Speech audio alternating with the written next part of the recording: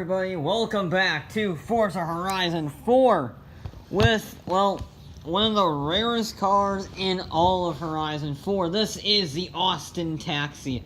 I recently won this in a wheel spin, and it is in fact one of the rarest cars in all of Forza, along with the Limo, the Crown Vic, and that Capri Forza Edition. This is one of the rarest cars. You can't find on the auction house, you only get it through wheel spins. And it's very rare in wheel spins, so the fact that I got it is amazing because I have terrible luck in wheel spins. Point is, we're going to build this into a rally car.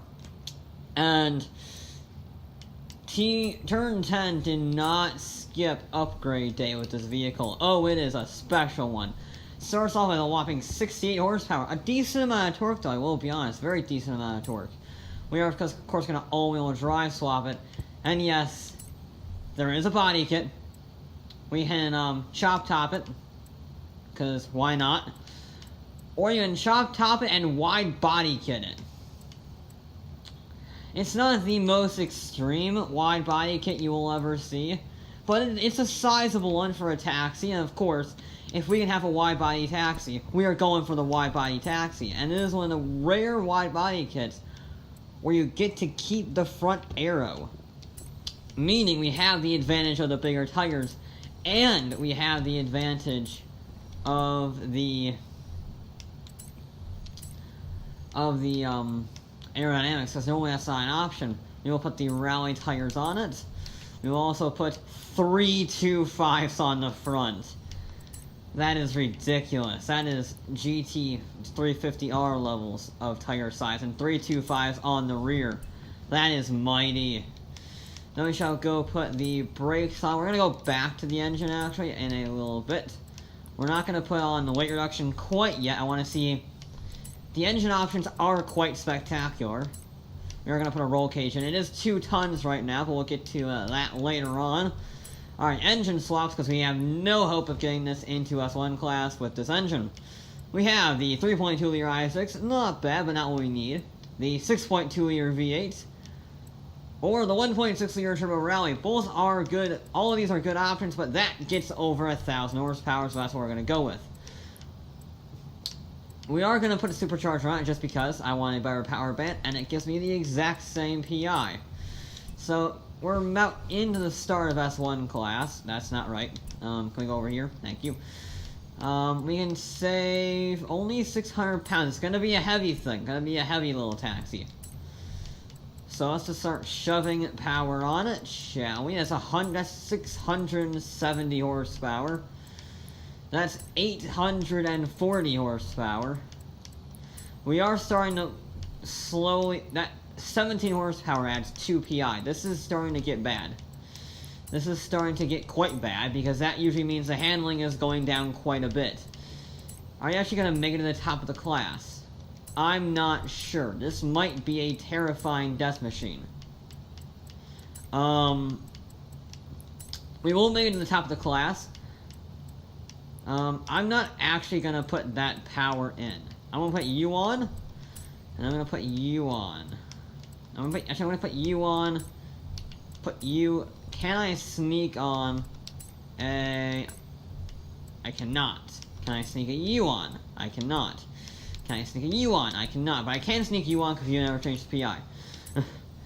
There you go. 1,014 horsepower, 841 torque, weighs 3,000 pounds. All in a taxi. Admittedly, we do have big tires and we have full aero, so I have absolutely no idea. The second attempt for the cabbie will just try to be smooth. Don't make any mistakes. Don't run wide or anything like that. I ran wide. Typical, don't run wide as he runs wide heading to the start line. Luckily, it doesn't matter in time in any way, shape, or form, but yeah. Also, we do have the corrected time for the RX-7. A 2:33.9 is what it's going to have to beat. I think it has a little too much power for that, I will be honest. But then again, you never know. This could be an absolute monster if you get it right. We will have to wait and see, really. 140 in there is ridiculous.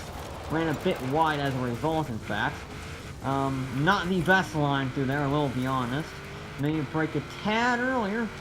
Well, I mean, we made it around the corner without too much difficulty. Run a little wide, don't run too wide. In practice, I was using a previous build car for a S1 class build in general, and I hit a rock there. There's a rock, a jut edge, if you will, that kind of just hits your car and doesn't really help you.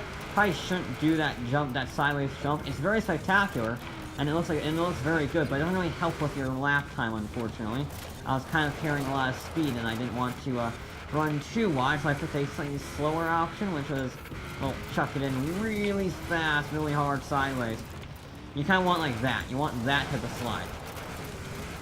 So where it's a little wide, when it's a little, helps you turn a little more, gets the front end turned, but it doesn't make you run ultra wide. That was a pretty darn good hairpin, heading down the hill now. You can get this corner double apex, provided you don't fall off like that. That wasn't a terrible run through there. Not a terrible run, but it wasn't the best. Woo. Now down the brakes. Yikes, turning a little too late there. Didn't do a fantastic job going through there. Brake a little earlier, try and get a neater run down this hill. And then brake, don't run wide, use the handbrake a little bit, help get us turn, like that, perfect. And jump! Big air time. Turn in, there you go. Look at that. Down the brakes, keep us under control. And brake, try not to cut the corner, run a little wide, clip the fence. It's not too bad, this car is rather heavy. Come on, that's... Okay, that's not ideal, running wide like that. Now, don't miss this checkpoint like an idiot. Like that, yes, okay. Handbrake it, around the corner, help get us turn. Try not to slide very much, we need to slide a little bit, not too much. And then run across the line, it's a 237, it's a fairly large improvement. Quite a large improvement, actually. But it is still 4 seconds off of that Subaru, and I'm not sure if we can find 4 seconds, I will be honest. Final attempt for the Austin Taxi. I don't know. I don't know if we can get... We might be able to get close, we might be able to get within 2 seconds. I don't think we can challenge the Mazda for the lead. I just don't think it's going to happen. Doesn't have the handling, really. But we'll give it a go on this final attempt. Ready? And go. Alright. Go through the water splash. We carry it. Let's try and not run wide. We might brake a little early just to make sure we can get it turned. Yeah. Brake early. Handbrake it in. Get a good exit.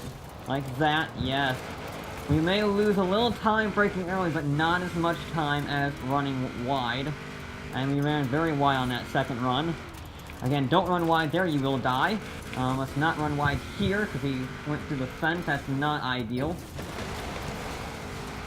A little bit of sideways entry into here. Very good. There we go. Get it nice and turn it. Use a little bit of rear end oversteer to try and get some speed out of the car. We are better suited up here for that run, which is nice. Now don't run wide, use a little bit of handbrake. Try and get it straightened out for the corner. Nicely done. Might be a little too close to the inside here to get a good run. Not ideal, but it's not the worst that could have happened. Carry about 58 miles an hour on that corner. Doesn't seem like a lot, but for a tricky mud hairpin corner heading into a hairpin, that was brilliant. Turn ran a little too deep in there. Still could not get that double apex we got with the Mazda. But there we go. Now handbrake it. We need to get the front end turn a fair bit for that corner. May use a tad bit too much, but overall it wasn't too bad. try and straight line this section as much as we can. Use the handbrake, try and get turned. There we go. Try not to run wide. I mean, run a little wide, we have some runoff, but if you run too wide, you just begin to lose time, and we don't want to do that now, do we? Now, brake here, because we have a very tight corner. Wasn't the ideal line, but I think he carried good speed heading into it. That was a terrible launch there. Trying to get a little sideways, I ran out of speed, so I just kind of slid at like 2 miles an hour. Not very good. Perfect. Now hairpin. There we go, run to the line. We're not going to be faster, unfortunately. Will we be faster, though? Overall, we will. But not by much. Half a second. Okay. Yeah, 2:36 is all we could do. Yeah, I wasn't sure what I was expecting, but it just didn't have the pace, really. And a 2:36.6 will put us within 3 seconds of that Mazda, but still we are almost 2.8 seconds slower. Yeah, it's not as good as I was hoping for with 1,000 horsepower and massive tires, but it just did not have the corner speed. It just did not have the corner grip. So that's where it lost out in the high-speed corners. That Mazda could turn so much faster than that thing could. And I think it's the weight. The Mazda weighed just over 2,400 pounds. This thing, 3,300 pounds. And that makes quite a bit of difference. But there you go. I like this track. I like that car. I love the taxi. The fact that I have it is a miracle. But there you go. That is going to be it for this episode of Forza Horizon 4. I'll be back with more.